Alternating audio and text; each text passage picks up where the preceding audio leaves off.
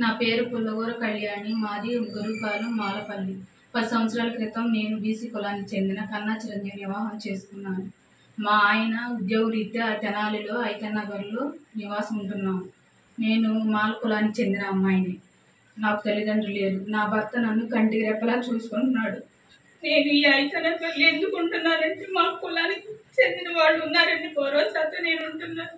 నా భర్త పోలీస్ స్టేషన్లో వర్క్ చేస్తున్నారు. నా భర్త ఇంటి బయలుదేరే క్రమంలో రౌడీ షీటలు దాడి చేసి మారున ఆయుధాలతో చంపబోయారు.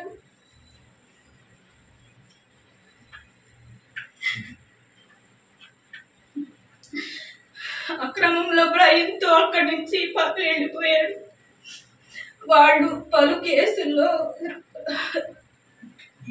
నేరస్తులని తెలిసింది. ఆ రోజు దళిత సంఘాలు, రాజకీయ నాయకులు ఏమైపోయారు. మా ఆయనకి ఏమైనా జరిగితే మేము, మా పిల్లలు ఏమైపోయారు. నా భర్త ప్రాణాలు దక్కడం నాపై చూపిన దయతో నేను భావిస్తున్నాను. రౌడీ షీటర్లు ప్రోత్సహించమని కుల సంఘాల, రాజకీయ నాయకులకు అంబేద్కర్ చెప్పారా?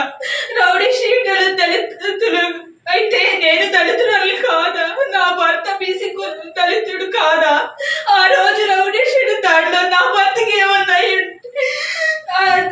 దళిత సంఘాలు, రాజకీయ నాయకులు నాకు ఏమని సమాధానం చెప్తారు? నా కుటుంబాన్ని పోలీస్ శాఖ చాలా అండగా నిలబడింది. రౌడీ షీటర్ పై ఇలా ఉక్కుపాతం మోపడం నాలాగే మరో మహిళకు ఇలా అన్యాయం జరగదు.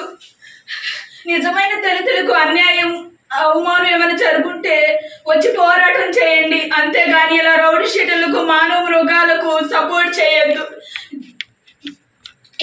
మీ అందరికీ దళిత సోదరి విన్నపం. జై భీమ్.